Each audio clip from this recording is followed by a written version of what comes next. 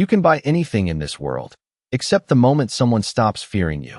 The words had not yet been spoken aloud, but they lingered in the air the instant Clara Whitmore crossed the threshold of Blackwood Manor, her worn shoes leaving faint traces of melted snow across polished black marble that reflected the towering columns and dim candlelight above.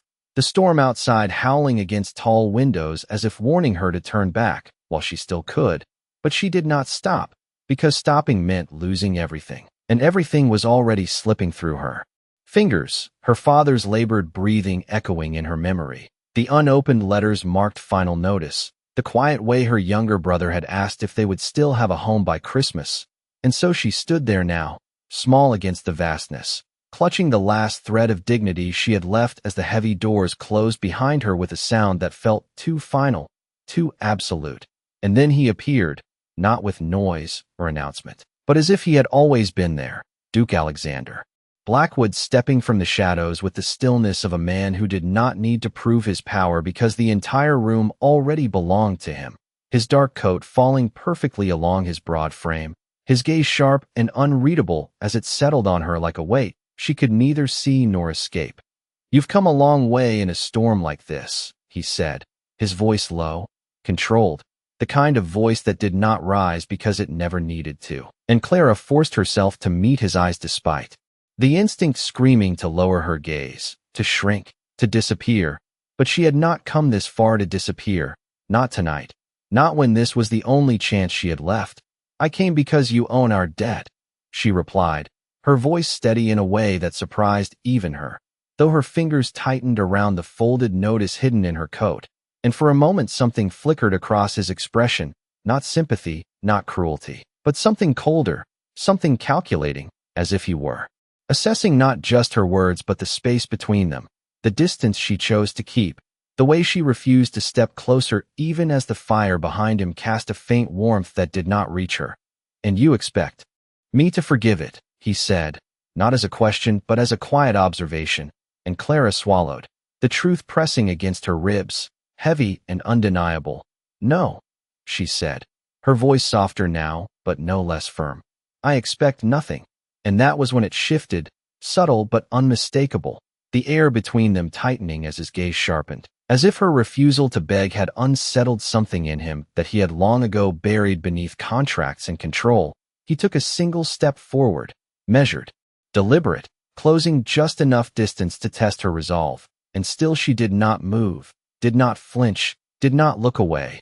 And for the first time in years, Duke Alexander Blackwood found himself facing something he could not immediately bend to his will, something quiet and unyielding standing in front of him. And though neither of them spoke, the storm outside seemed to fall silent for a single, suspended breath as he realized, with a certainty that unsettled him more than any demand ever could, that whatever agreement would be made tonight, it would not belong entirely to him. The silence stretched just long enough to feel deliberate, as if the room itself were waiting to see which of them would yield first. And when Duke Alexander Blackwood finally spoke again, his voice carried a quiet precision that made every word feel like a decision already made. "If you expect nothing, Miss Whitmore, then you have come here with less leverage than most." Clara felt the truth of that settle coldly in her chest, yet she did not retreat, did not lower her eyes, because there was nothing left to protect except the small, stubborn piece of herself that refused to break. "Then I will stand here with nothing," she answered, and for a moment the fire behind him shifted, casting a brief flicker of light across his face that revealed something sharper beneath his composure, not anger, not quite, but a kind of interest that had not been there before. He moved past her without warning, the subtle brush of air marking his presence as he crossed the room toward a table where a decanter and two untouched glasses rested, his back to her now, a calculated withdrawal that forced her to remain where she was, uncertain whether to follow or stay. "Most people who come to me," he said, pouring a measured amount into one glass, "have already decided what they are willing to lose." He paused, then added quietly, "You have not." Clara's fingers tightened at her sides, the weight of his observation pressing against the fragile balance she had been holding since she arrived. Because he was right. She had not decided. She could not when every option felt like surrendering something she could never reclaim. "I came to ask for time," she said, choosing each word carefully, just enough. To repay what we owe. He gave a faint, almost imperceptible exhale, something between amusement and dismissal. And when he turned back toward her, the glass remained untouched in his hand. Time is the one thing I do not sell, he replied, setting the glass down without drinking, the quiet sound echoing more loudly than it should have in the vast room. Clara felt that answer land heavier than any refusal, because it closed the only door she had hoped might still be open, and yet she did not move, did not plead, even as the image of her father's pale face threatened to fracture her composure.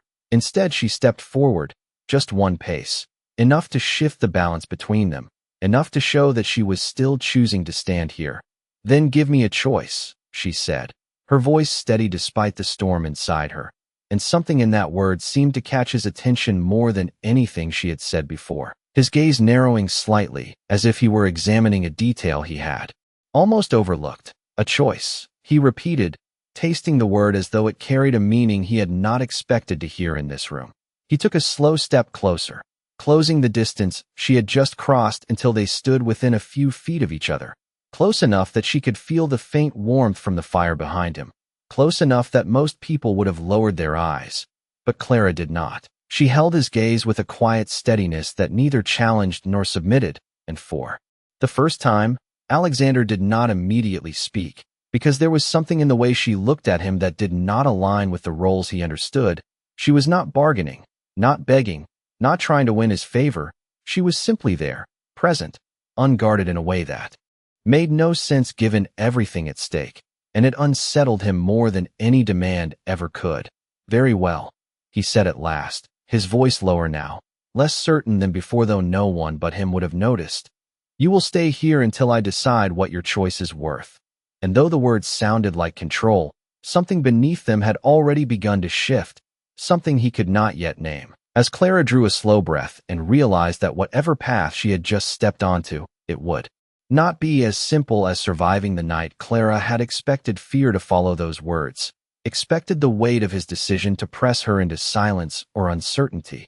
But instead, what settled inside her was something quieter, something steadier, as if the moment he declared that her fate now rested within his walls, a strange clarity had taken hold, because there was nothing left to lose that had not already been placed on the line. And so when the servant appeared at the far end of the hall, summoned without a word from the Duke, she did not hesitate when instructed to follow, her steps echoing softly against the marble as she was led through corridors that seemed to stretch endlessly, lined with dark wood and flickering candlelight that cast long shadows along the walls, each step carrying her deeper into a world that felt both distant and suffocatingly close, until at last the servant opened a door and stepped aside, revealing a room far warmer than the hall she had left behind. A fire already burning low in the hearth, its glow soft against the heavy drapes and polished furniture. His Grace has ordered that you rest, the servant said, his tone respectful but measured, as if even he did not fully understand why such instruction had been given. Clara nodded once, stepping inside without question, and when the door closed behind her, the silence returned, thicker now, more intimate. She stood there for a long moment, her hands still at her sides, her breath slow and deliberate as she allowed herself to take in the space, not as something offered, but as something temporary, something she would not mistake for safety, because she knew better than that, knew that comfort given by power could be taken just as easily. And yet despite that knowledge, the warmth of the fire seeped into her bones in a way she could not ignore, the exhaustion she had been holding back pressing at the edges of her composure. But she did not sit, not yet, not until she had steadied herself, because somewhere beyond these walls, time was still moving, her father still waiting, her brother still unaware of how close they stood to losing everything. And she could not allow herself to forget that, even here, especially here. A soft sound behind her made her turn, and there he was. Again, Duke Alexander Blackwood standing just inside the doorway as if he had entered without disturbing the air itself, his presence filling the room without effort, his gaze moving briefly across the space before settling on her, taking in the fact that she had not yet made herself comfortable, had not claimed anything as her own. You should sit, he said, not unkindly. But with the same quiet authority that carried no expectation of refusal, Clara met his eyes, her expression unchanged. "I will, when I understand what is expected of me," she replied, and for a moment something almost imperceptible shifted in his posture. Not annoyance, not impatience, but a subtle recalibration, as if he were adjusting to a conversation that was not unfolding the way he anticipated. He took a step further into the room, the door closing softly behind him, sealing them into a space that felt suddenly smaller despite its size. "You assume there is an expectation," he said, his voice lower now, more measured, and Clara held his gaze, unflinching. "There always is," she answered, and it was that answer, simple and undeniable, that seemed to linger between them, because she had not accused him, had not challenged him. She had simply acknowledged a truth he had long accepted without question, and in that moment, standing across from her in a room that belonged entirely to him, Duke Alexander Blackwood realized that for the first time in years, control did not feel as absolute as it once had. Because the woman before him was not waiting to be told who she would become in his world. She was waiting to decide whether she would remain at all. The quiet that followed her words did not feel empty. It felt measured, as though something unseen had shifted its position between them, and neither of them was willing to acknowledge it first. Duke Alexander Blackwood regarded her for a long moment without speaking, his gaze no longer sharp in the same way it had been before, but searching, as if he were trying to understand the shape of something unfamiliar. "You believe everything has a cost," he said at last, not as a challenge, but as a statement drawn from years of certainty. Clara did not hesitate. "It always has," she replied, her voice calm, steady, untouched by the warmth of the room or the authority that surrounded her. And that answer, simple as it was, seemed to settle deeper than anything else she had said, because it did not resist him, did not provoke him. It aligned with a truth he had built his world upon. And yet hearing it from her did not feel like agreement. It felt like a boundary, something that existed outside of him, independent of his influence. He took another step into the room, slow, deliberate, the faint sound of his movement almost lost beneath the soft crackle of the fire. "Then let us be clear," he said, his voice lower now, quieter.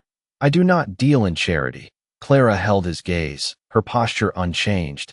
"I did not come for charity," she answered, and again there was that same stillness in her, that same refusal to bend that did not come from defiance, but from something more grounded, more certain. And it was that certainty that unsettled him in ways he did not expect, because most people who stood before him either feared losing what they had or desired what he could give.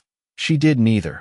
She stood as if she had already accepted both outcomes and was willing to face whichever came without asking for more.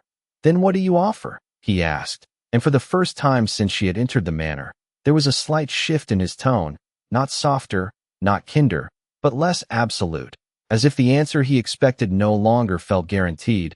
Clara did not look away, did not search for the right words, because there were none that would make this easier. "My time," she said quietly, "until I can repay what is owed."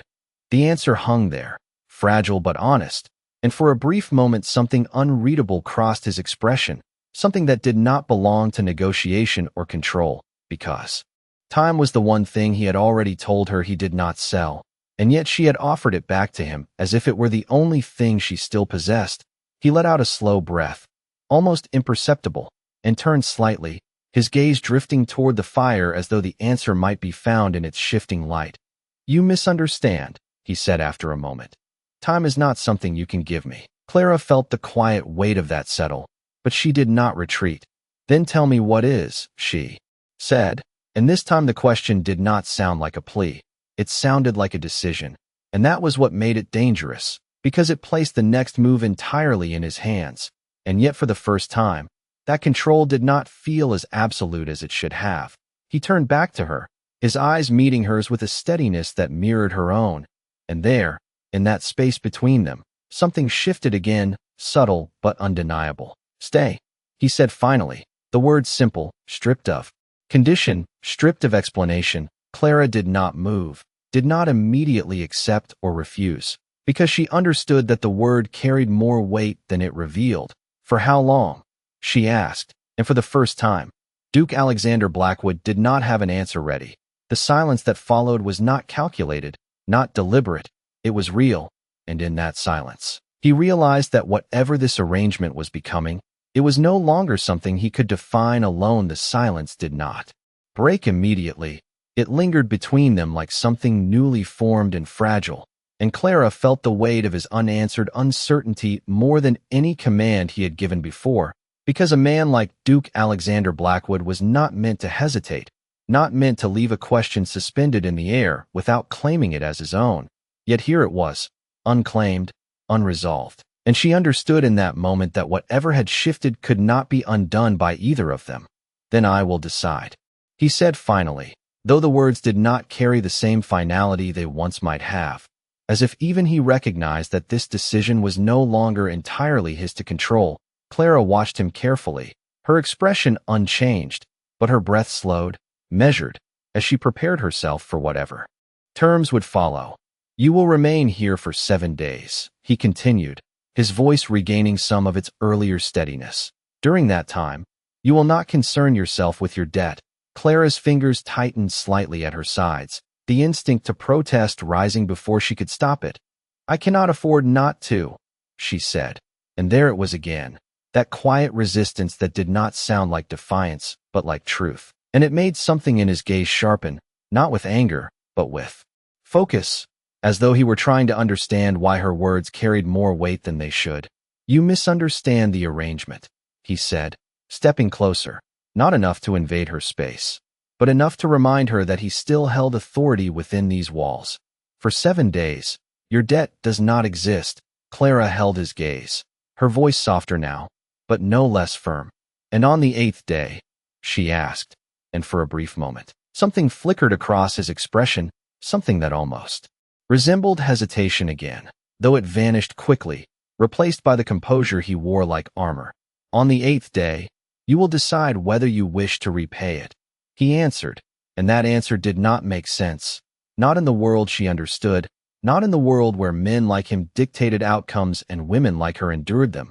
She frowned slightly, the smallest crack in her composed exterior. "That is not a choice," she said quietly, and this time, when he looked at her, there was something different in his eyes, something deeper, something that did not belong to negotiation or power. "It is the only one I am offering," he replied, and the room seemed to still again, the fire behind him casting a steady glow that did nothing to warm the tension between them. Clara felt the weight of those words settle into her chest, not as pressure, but as something far more dangerous, uncertainty, because he was not asking for anything in return, not her time, not her submission, not even her promise. He was giving her something she had not expected, the space to choose, and she did not know what to do with it. "Why?" she asked, the question escaping before she could stop it, and for the first time since she had entered the manor, Duke Alexander Blackwood did not answer immediately. His gaze held hers, steady, searching, as if the truth sat just beyond his reach, and when he finally spoke, his voice was quieter than before, almost as if he were speaking to himself as much as to her. "Because you have not asked for anything you cannot lose," he said, and Clara felt that answer settle somewhere deeper than she expected, because it was not what he had offered that unsettled her, it was what he had seen, and for a moment, neither of them moved, neither of them spoke, because the space between them no longer felt like a negotiation. It felt like something far more dangerous, something neither of them fully understood, and yet neither of them could step away from it. Clara did not realize how deeply that answer would follow her until the door closed behind him, and she was left alone with the quiet weight of the room, because it was not the offer of 7 days that unsettled her, it was the absence of demand, the absence of a price clearly defined, and as she finally allowed herself to sit near the fire, the warmth rising slowly through the chill that had settled into her bones, she understood that uncertainty could be far more dangerous than any condition he might have imposed. The hours passed without measure, the storm outside softening into a distant whisper against the windows, and somewhere within the manor, life continued in quiet, controlled rhythms that did not reach her, until a soft knock at the door broke the stillness and a servant entered carrying a tray, placing it carefully on the small table near the hearth before bowing his head slightly. His Grace has requested that you dine, he said, his voice respectful but neutral, as though delivering instructions that required no explanation. Clara glanced at the tray, simple but carefully prepared, and for a moment she hesitated, because accepting even this felt like stepping further into something she did not yet understand. But she nodded once. "Thank you," she said quietly, and the servant withdrew without another word, leaving her once again alone with the soft crackle of the fire and the faint scent of warm bread and tea. She moved slowly, deliberately, as if each action required thought, and as she sat and took the first small sip, she realized how long it had been since she had allowed herself to pause, to breathe without calculating the next step. And yet, even here, even now, her mind did not rest. It returned again and again to the way he had looked at her, not with possession, not with dismissal, but with something she could not define, something that lingered in the silence he had left behind. The door opened again without warning, and she looked up to find him standing there, his presence as controlled as before, though there was a subtle shift in the way he carried himself, less distant, though no less composed. "You have not eaten," he observed, his gaze moving briefly to the untouched tray before returning to her face. Clara met his eyes, her expression calm. "I was considering whether I should," she replied, and something almost resembling curiosity flickered in his gaze. "And have you reached a conclusion?"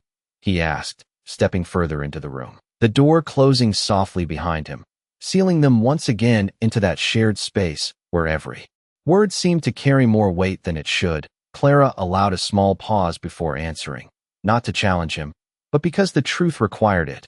"Not yet," she said, and this time, instead of responding immediately, he studied her, as though trying to understand why such a simple decision was not simple for her at all.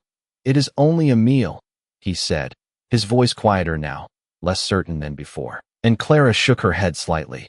"Nothing here feels like only anything," she answered.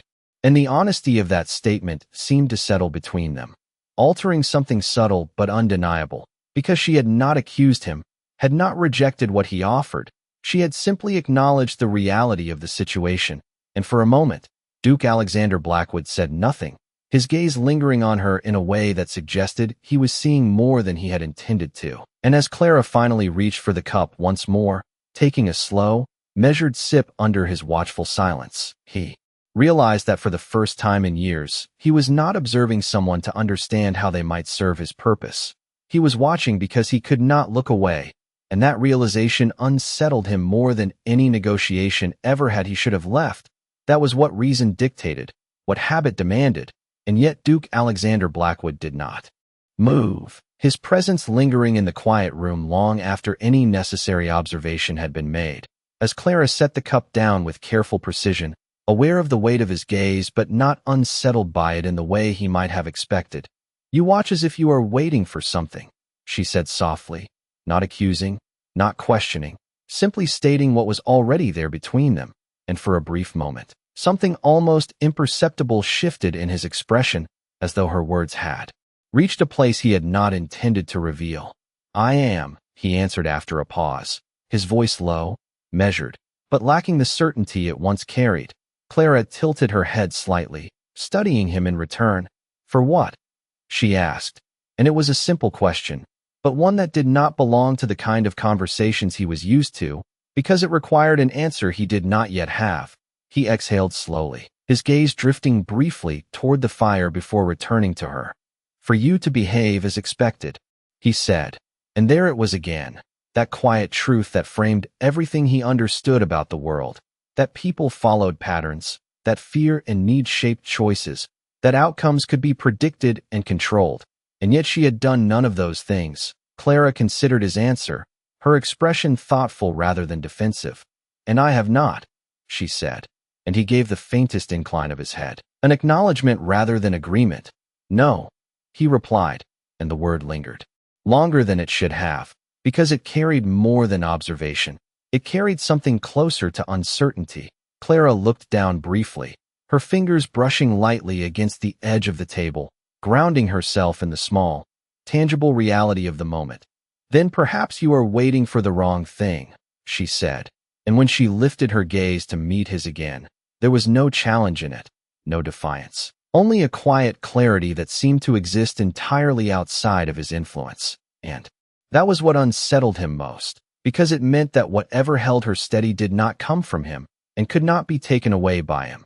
He took a slow step closer, not out of intention, but instinct, drawn by something he did not fully understand, until the space between them narrowed just enough to feel deliberate.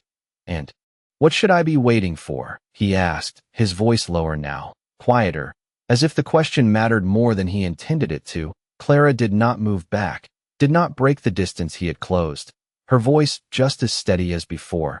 Nothing, she said, and for a moment, that answer seemed almost too simple, too absolute. But as it settled, its meaning unfolded in a way that left no room for interpretation. She was not something to be anticipated, not something to be managed or predicted. She simply was. And that realization shifted something fundamental within him, because it removed the structure he relied on, the certainty he had built his world upon, and left him standing in a space where control did not function the way it always had.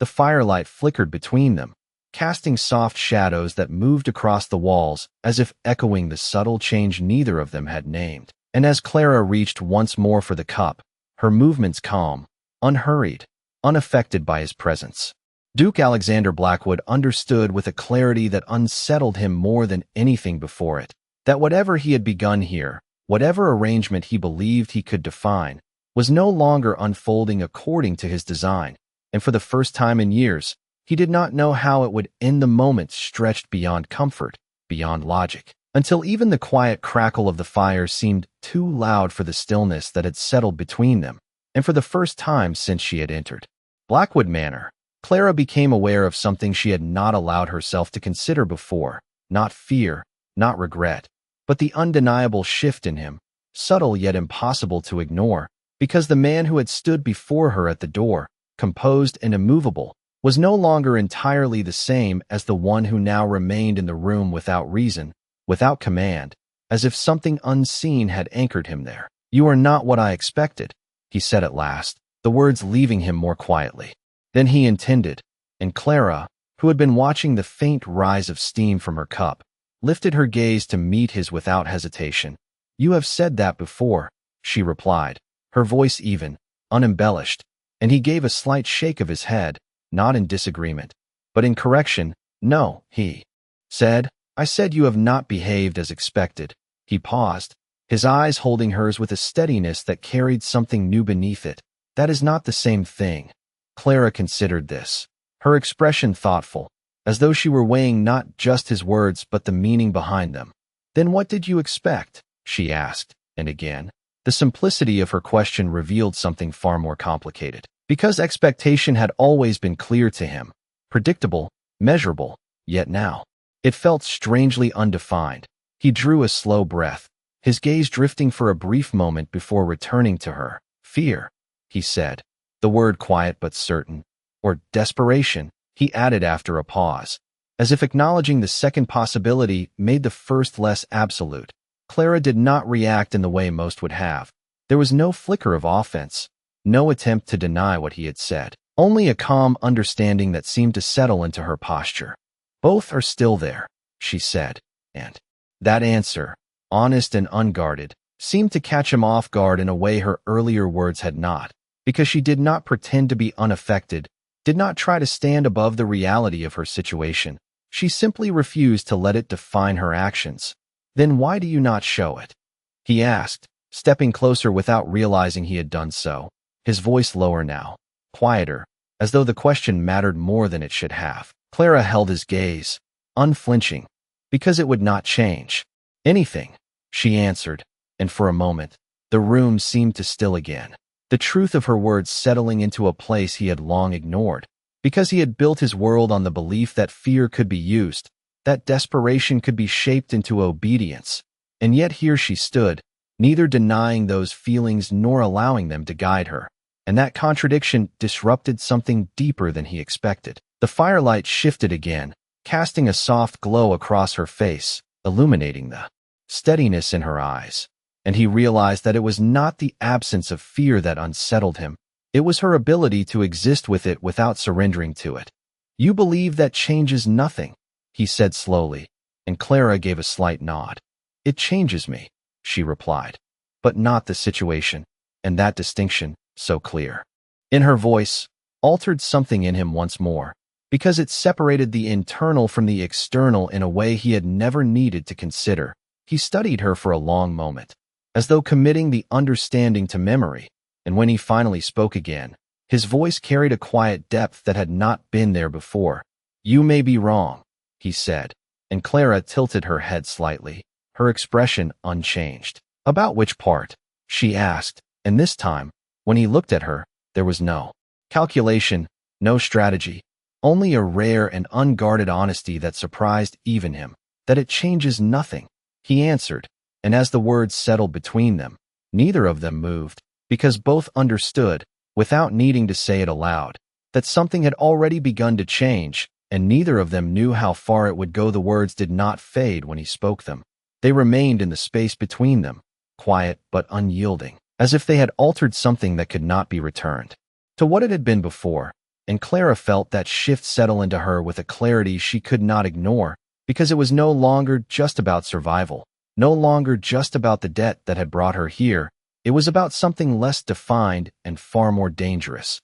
The way his gaze no longer carried only authority, but attention, and attention from a man like Duke Alexander Blackwood was not something easily dismissed. She set the cup down slowly, her movements deliberate, grounding herself in something tangible as she considered what had changed and what had not. If it changes something, she said carefully, then it changes you, not me. And though her voice remained calm, there was a quiet weight beneath it, an understanding that she could not afford to misread the balance between them. He did not respond immediately, and that silence, once calculated, now felt different, less controlled, as if he were allowing the thought to exist before deciding what to do with it. You believe I am unaffected, he said at last, his voice low, measured, but lacking the certainty it once carried. Clara met his gaze without hesitation. I believe you choose to be, she replied, and the distinction in her words seemed to land deeper than any accusation could have, because it did not deny his power. It questioned the way he used it. He took a slow step back, not in retreat, but in consideration, as if the space would allow him to regain something that had shifted beyond his reach. Choice is not always as simple as you think, he said, and there was something in his tone now, something quieter, almost reflective, that had not been there before. Clara watched him, her expression steady, but her mind turning over his words with care, because she understood what it meant to feel bound by circumstance, to have options that did not feel like choices at all. It is never simple, she said, but it is still there. And that answer seemed to settle into the room with a weight that neither of them could ignore, because it stripped away the illusion that power removed responsibility, that control excused detachment, and for a moment, Duke Alexander Blackwood did not look like a man who held everything within his grasp. He looked like a man considering something he had long avoided. The firelight flickered across his features, softening the sharp lines of his expression just enough to reveal the tension beneath it. And Clara saw it then, not clearly, not completely, but enough to understand that whatever had begun to change was not one-sided. It was not something she could control or predict, and that realization carried its own kind of danger, because it meant that the next step would not be dictated by logic alone. You speak as though you understand my world, he said. After a moment, his gaze returning to her with a quiet intensity, Clara shook her head slightly. I do not, she admitted, but I understand what it costs to pretend you have no choice. And that was when something in his expression shifted again, sharper this time, not with anger, but with recognition, because she had named something he had not allowed himself to define, and though neither of them spoke immediately after that, the silence that followed was no longer empty. It was filled with something heavier, something that neither of them could step away from, because it had already taken hold. And as Clara held his gaze without fear, without demand, without expectation, Duke Alexander Blackwood realized with a certainty that unsettled him more than any negotiation ever could, that whatever he had intended this to be, it was no longer something he could simply end when it no longer suited him. The air in the room felt different now, not heavier, but more defined, as though something invisible had taken shape between them, and neither of them could ignore it any longer. Clara remained where she stood, her posture steady, her expression calm. Yet beneath that calm was a quiet awareness that whatever this moment was becoming, it could not be undone by simply stepping away. And Duke Alexander Blackwood, who had built his life on certainty and control, found himself standing in a space where neither seemed to apply in the way they always had. He turned slightly, his gaze shifting toward the fire, as if searching for something solid, something predictable. But the movement did not bring the clarity he expected, because the question she had placed before him had not left. It lingered, persistent and unyielding. "You assume I have avoided something," he said after a moment, his voice quieter now, less commanding, as though the statement required less authority and more truth. Clara did not answer immediately. She allowed the silence to settle, not out of hesitation, but because she understood that some answers could not be rushed. "I do not assume," she said finally. "I recognize it."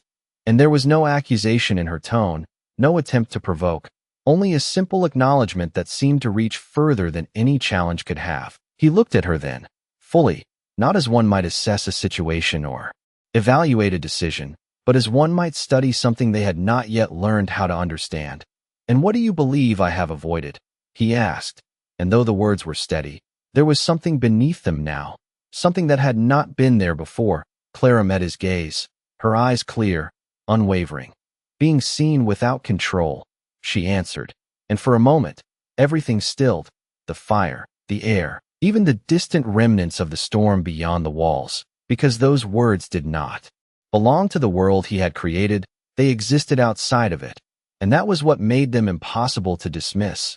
He did not respond, not immediately, because the truth in them did not allow for a simple reply. It required acknowledgement, and acknowledgement was something he had long learned to avoid. He took a slow breath, his posture shifting, just slightly, as if the weight of something unspoken had settled into him. "Control is necessary," he said at last, but the words did not carry the same certainty they once had. Clara inclined her head slightly, accepting the statement without resistance. "So is trust," she replied, and that word, simple and unguarded, seemed to land with more force than anything else she had said, because it was not something that could be measured or negotiated. It could not be bought or enforced, and for a man who had built his world on what could be controlled, that made it something entirely foreign.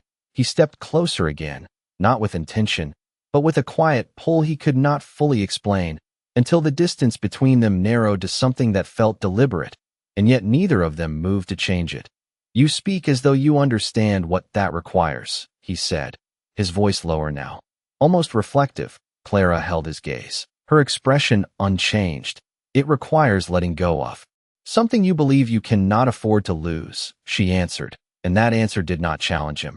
It revealed something deeper than the surface of their conversation, something that touched the very foundation of the way he had lived for years.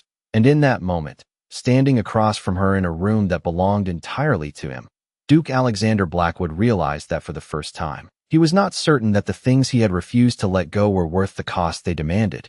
And that realization, quiet as it was, carried a weight far greater than any decision he had made before. The space between them had narrowed to something neither of them acknowledged, yet neither stepped away from. And Clara felt it then, not as pressure, not as fear, but as a quiet turning point she could not name, because whatever had begun to shift in him was no longer hidden behind distance or control. It was present, undeniable, and it unsettled her in a way she had not allowed herself to feel until now, not because she feared him, but because she no longer understood where the boundaries between them truly lay. Duke Alexander Blackwood did not move for a long moment, his gaze fixed on hers with a depth that no longer belonged to observation alone. It held something else now, something that made silence feel heavier than words. "You believe letting go is a strength," he said finally, his voice low, steady, but carrying something quieter beneath it, something that had not been there before. Clara considered him, her expression unchanged, though her breath slowed just slightly. "I believe it is necessary," she replied, and there was no softness in her tone, no attempt to persuade, only a truth she had learned long before she had ever stepped into this room. He let out a slow breath, the faintest. shift in his posture suggesting that her answer had reached further than he intended. Necessary for whom? He asked, and for the first time, there was something in his voice that resembled doubt, not weakness, but uncertainty, the kind that did not belong in the world he had built. Clara held his gaze, her voice steady, unwavering. For anyone who does not want to become a prisoner of what they hold on to, she said, and the words settled between them with a quiet finality that neither of them could dismiss, because they did not challenge him. They revealed something he had never allowed himself to consider. And in that moment, standing across from her, he felt it clearly, not as a thought, but as a realization, that the control he had relied on for years had not freed him, it had confined him, and that understanding did not come with relief. It came with something far more unsettling, the possibility that he had chosen it. He took a slow step back then, not in retreat, but in distance, as though he needed space to process what had shifted, the firelight casting long shadows across the floor between them, emphasizing the separation he had just created. Yet even that distance did not restore what had been there before. It did not return him to certainty, because something had already changed, something he could not ignore. Clara watched him, her expression calm, but there was a quiet awareness in her eyes now, an understanding that whatever had begun to unravel within him would not simply resolve itself, and she did not move to follow, did not close the distance he had created, because she understood that some things could not be forced, they had to be faced, and for a moment, neither of them spoke, because there was nothing left to say that would make this simpler.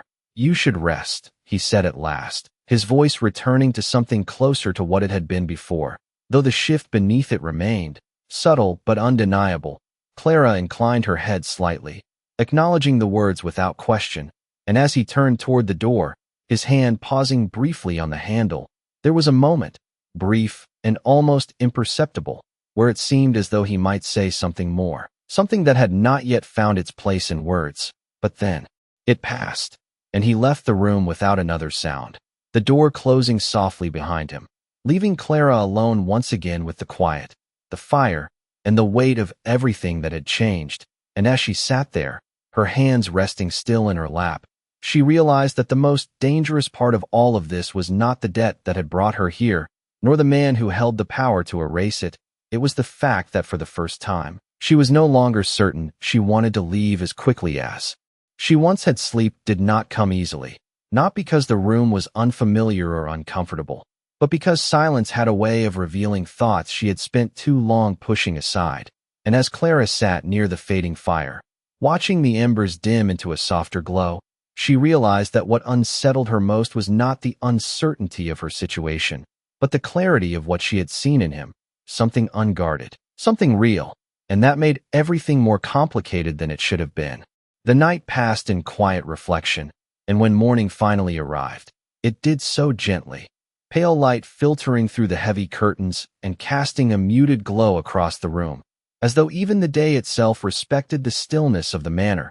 Clara rose slowly, her movements deliberate, her thoughts already returning to the reality beyond these walls. Her father, her brother, the life waiting for her to return, unchanged by whatever had begun here. And yet as she moved toward the window, parting the curtain just enough to see the grounds beyond, she felt it again, that subtle shift, the sense that something had altered in a way she could not simply step away from. A knock at the door broke her thoughts, softer this time, less formal, and when she opened it, the same servant stood waiting, his expression respectful, but there was something else there now, something quieter, as though even the staff had begun to sense the change within the house. "His Grace requests your presence," he said, and Clara nodded once, following without question, her steps steady as she moved through the corridors once more, though this time, they felt different, less imposing, not because the manor had changed, but because she had. When she entered the study, he was already there, standing near the window, his back partially turned, the morning light outlining his figure in a way that softened the edges of his presence without diminishing it. He did not turn immediately, as though aware of her arrival without needing to confirm it.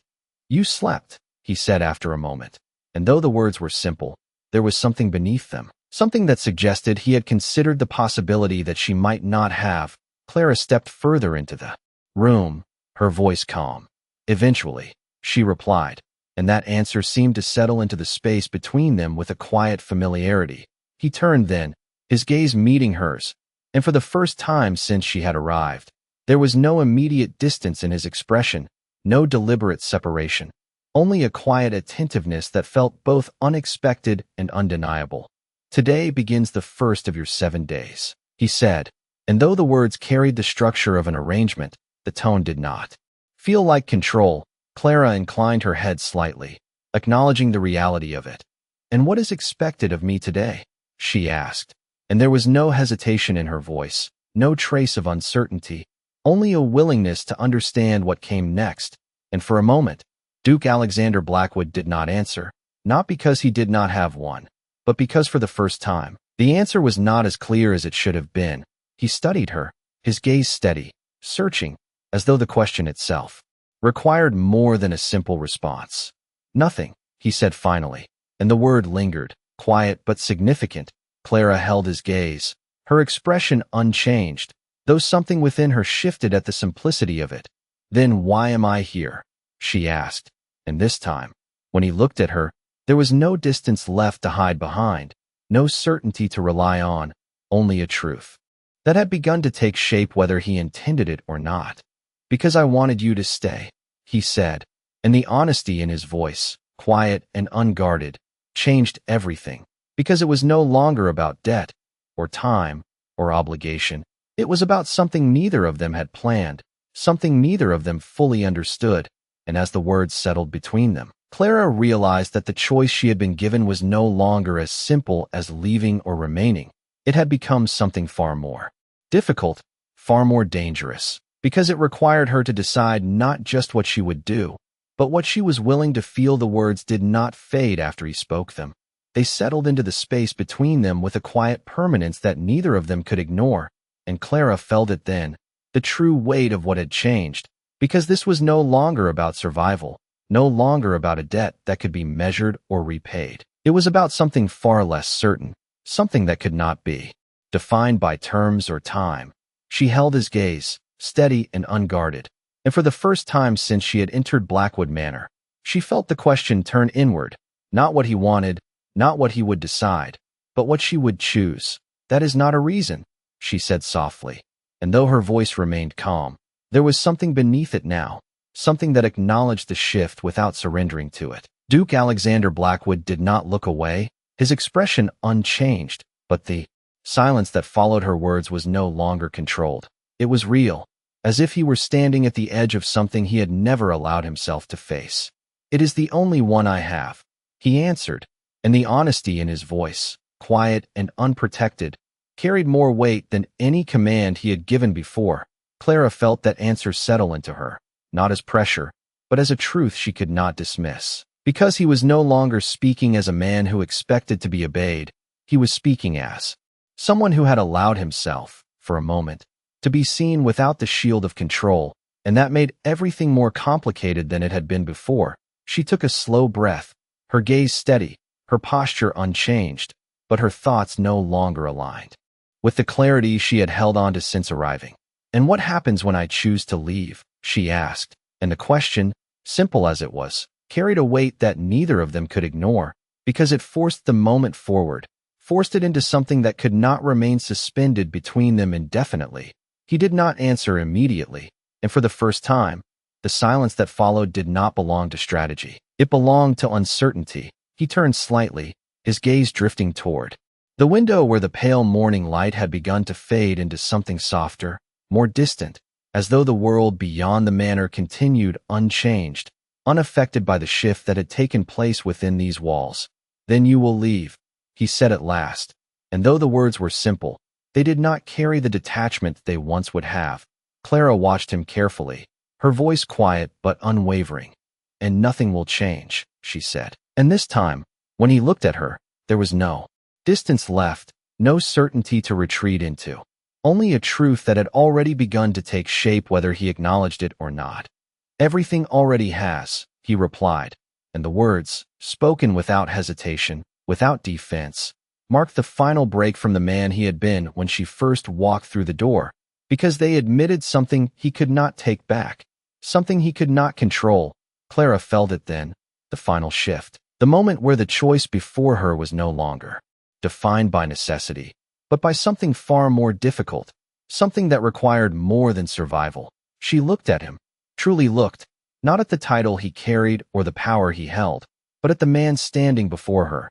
And in that moment, she understood the truth she had been avoiding since the night she arrived, that leaving would not restore what had been. It would not return her to the certainty she once held, because something within her had already changed as well. And as the silence settled between them once more, no longer empty, no longer uncertain, Clara realized that the most dangerous part of all was not the choice she had been given, but the fact that for the first time, she was no longer certain she wanted to make the same one she would have before, and somewhere in that quiet, unspoken understanding, the beginning of something neither of them had intended finally took hold, not as a promise, not as a resolution, but as a truth neither of them could escape, that some freedoms, once given, changed the very meaning of what it meant to be free.